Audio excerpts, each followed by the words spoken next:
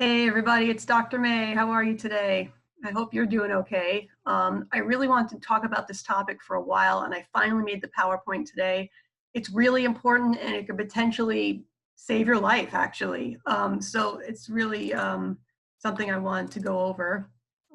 It's kind of related to interpersonal effectiveness, as well as mindfulness and intuition and a bunch of other good stuff. So this is, here we go. Aha. I call it spotting dangerous people with pre-incident indicators, okay? So one of the things that we have to deal with sometimes is meeting people we don't know, whether it's on a blind date or it's at a party or, just at some kind of social gathering. And sometimes, people are nice to us at first and we have a hard time, getting a sense of who's safe to be around and who isn't. So the things I'm going to go over with today are some early warning signs that a person may not be the safest person to be with. Okay, so being aware of these things could actually potentially save your life. So it's really important. All right, so that's why I want to do this today. So it's based on the concept of someone being what they call a persuasion predator. So obviously we could be attacked out of nowhere. Someone could just run down the street and grab our purse or punch us in the face or stab us or do something crazy. But that's not a persuasion predator. That's someone that just full on attacks, right? And sometimes it's very hard to avoid something like that. But most often what a predator will do is take small steps toward you to test the waters and see how vulnerable you are and see how easy you are to control. And as he continues to advance and see that it's working, he's going to progress toward more dangerous behavior. Okay. And just to put it out there, I'm using he as a predator and she as the victim, just to clarify. Obviously, it could be other genders or other sexes, but just for the sake of clarity and because it happens more often, I'm going to say that the male is the predator and the female is the victim. Okay, so I hope I'm not offending anybody. It's totally not meant that way at all. Okay, with that being out of the way. So let's look at the word persuade, okay, because this is a persuasion predator. So I looked it up just to get a better definition. So persuade means to convince, to cause someone to do or believe something, especially after sustained effort through reasoning or argument. Right? So when someone's persuading you, they're slowly luring you in. They're slowly trying to get you to do what they want you to do because they want to have the control over the situation and accomplish their mission, which might be to hurt you. Okay? So they're slowly getting to yes. All right? Okay, so that's basically the story here. So I just wanted to glance down and make sure I covered it all. Okay, so pre-incident indicators. So think about like the term early warning signs. So, so before an incident happens, what are some earlier signs that something could happen? Okay, it's kind of like if you're in DBT and you heard a behavior chain analysis, it's kind of like that, but you're doing it, in the moment. So let's say if you could recognize an early warning sign, you could get yourself out of that situation and make a wiser choice sooner before it gets too close and it's much harder to get out of a really tricky, dangerous situation, right? So it kind of gives us a greater sense of awareness of what to look for. Okay, so it's kind of like building in more intuition and mindfulness that we could take with us into these different social scenarios. Okay, so what are some of the potential problems that could come up? Date rape, kidnapping, assault, stealing or having someone take advantage of you in some way, maybe sell you something you don't really want, or maybe even sexual harassment. I'm probably leaving out other stuff, but those are some of the big ones. And it's important to really believe that these things could happen because they do happen sometimes. All right. All right. So now I'm going to go over what some of these pre-incident indicators are. Okay. So one is they call forced teaming. So that's when, let's say, you don't really have a relationship with the person, maybe you even just met the person, and you happen to be in a scenario such as like being caught in the rain, like in this picture, or maybe being locked out of a store, or being stuck in an elevator. And the person uses that situation to their advantage to make it seem like we're all in this together, right? It becomes a we all of a sudden, when there really isn't a we. We don't really have any connection to make us a we. It just happens to be we're two people that happen to be in this situation. But if you notice, the person's starting to use terms like we or both of us or we're some team or, we're stuck in this thing and we can get out of it. Where is this we coming from? Right? So that should be the first light bulb. Like, where is that coming? Right? Why is this person using the we? Why are they trying to team up with me and build this bond? Right? So it's important to watch out for that. And if necessary, make a very clear refusal of this concept of partnership. Like, dude, I'm not with you. I'm just doing my own thing or whatever you have to say, but make it clear. Okay. All right. Next, charm and niceness. Okay. And the word charm, if you look it up, means to compel or to control by allure or attraction, right? So there's a control element that they're being nice because they're trying to get something from you, not because they're a good person and, they're just really sweet and that's just how they are. Some people really are like that, but in certain situations, the person's just using niceness as a tool, okay? And it's important to watch out for that. Like, why is this guy being so nice to me? Why is he being so complimentary and friendly? What's the catch here? Okay. Sometimes we overassume that and we discount niceness from truly nice people, but in some situations it pays to be a little suspicious of it. Okay. And if you feel like the person's trying to control you through niceness, it's important not to keep allowing that and being nice back, because especially for females, okay, we tend to try to be nice to people, right? Because we don't want people to think we're a bitch or something, right? So we want to just be like, oh yeah, sure, okay, and be very agreeable and willing and, placating and stuff like that. But the problem with that, if you're dealing with a potential predator, is it just like lengthens the interaction. And in being nice and maybe answering certain questions instead of saying that's none of your damn business or whatever, you're giving them information about you that kind of helps them control you more. So it's important to recognize when this is being used manipulatively and just try to cut off the interaction clearly and not just keep going with it, because the longer you're in it, the worse it is. It's like quicksand. Like, you don't want to just keep getting sucked in deeper and deeper. All right. Okay, next. Too many details. Have you ever lied to your parents and said let's say you were out on a date with somebody that's way too old for you and you're staying out way too late. And then you came home and you said you were with your friends and you told this whole big elaborate story about where you went, what you were doing and who was there and how much money you spent, because you felt so guilty that you had to keep explaining yourself just to hope to convince them and make sure that they don't think you're lying. Okay, well, people could do that with you in a social situation because they're trying to convince you of something, right? So if they're over elaborating on something and going on and on about it, you got to say, well, why do I care about that? Why are you asking? Why are you saying so much stuff about this topic? Why you need to elaborate like that? It could be because they're lying and they don't really believe themselves or think you'll believe them. So they have to go on and on and on about something. So if they're trying to especially explain themselves or persuade you about something, but they're too wordy, that could be a sign, okay? Especially in collection with the other stuff that we're talking about. So they say that in this case, it's important to be, remembering the context. This is a stranger who approached you, okay? Why is this person having to go on about this, okay? Okay, typecasting. All right, so this one is like the person might gently label you as something. So you could be like, oh no, that's not true. Let me prove you're wrong. So like in this cartoon, let's say, the guy's saying to her, oh, you're not one of those prudes who won't go home with a guy on a first date, will you?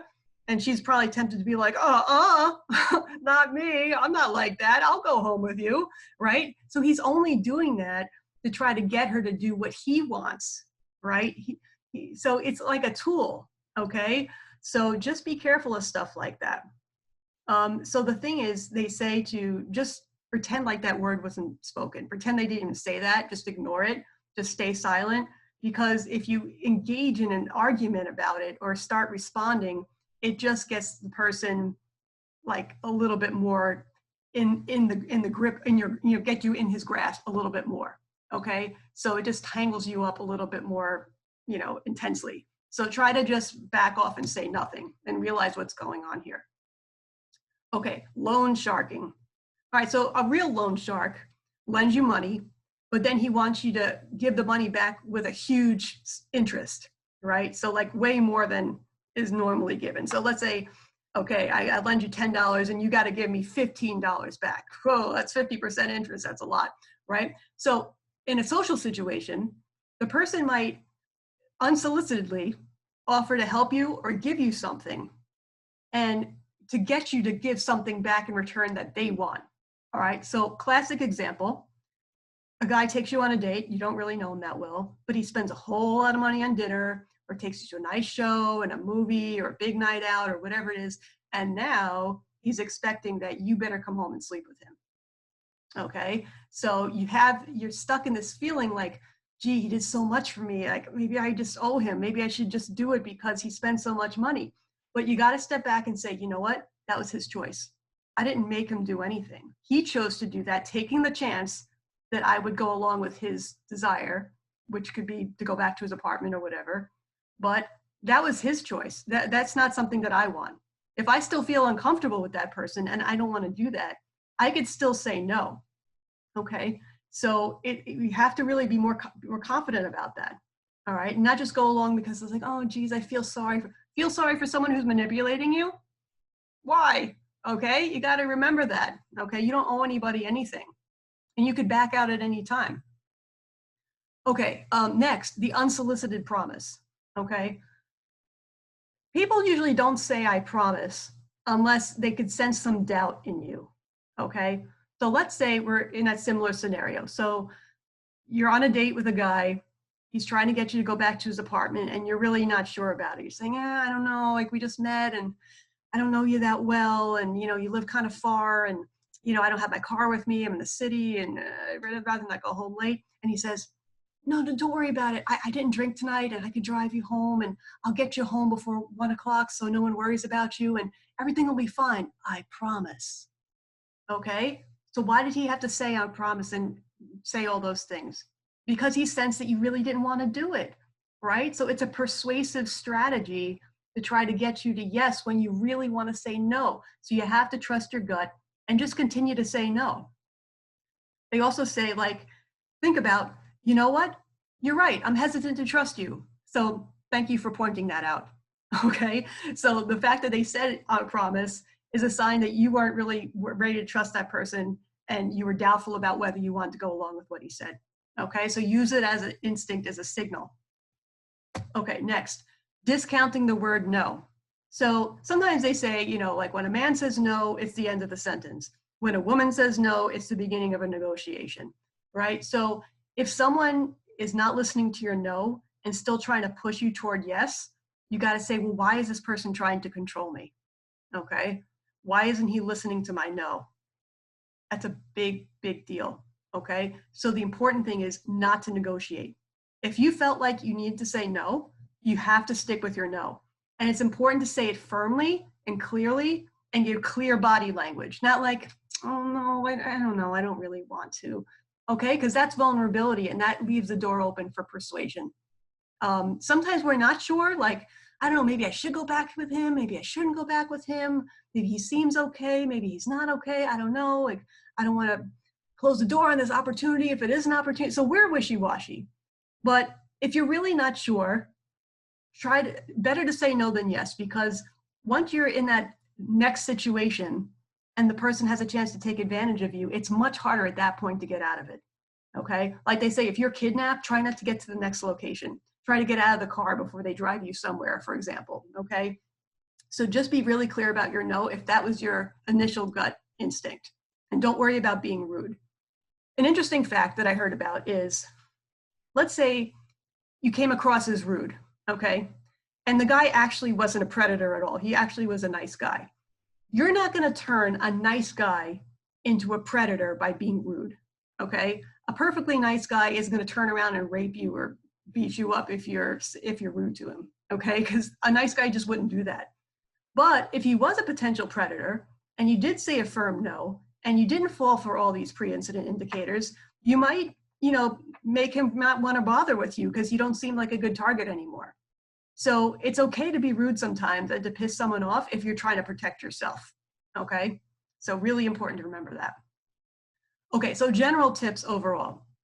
1, if you're going to a social gathering where you don't know too many people, it's important to prepare in advance. Make sure you have a ride to leave. If you have a car, that's great. If not, maybe arrange in advance for an Uber, or like, make sure you have enough money for one, or whatever you have to do, get a ride with somebody, but make sure you have an out if you have to leave, so you don't feel trapped in a situation that's really uncomfortable. Another thing is, if you're at, let's say, a social gathering or a party and you don't know too many people, it's important to keep your mind as clear as possible. So try not to, use too many drugs or alcohol or any at all, because once your mind is foggy, it's harder to notice the pre-incident indicators, and it's hard to do the right thing for yourself, okay? Because it's like handcuffing you. It takes away some of your senses. It takes away some of your, your abilities, okay? So only when you really trust who you're around would I engage in that, if at all.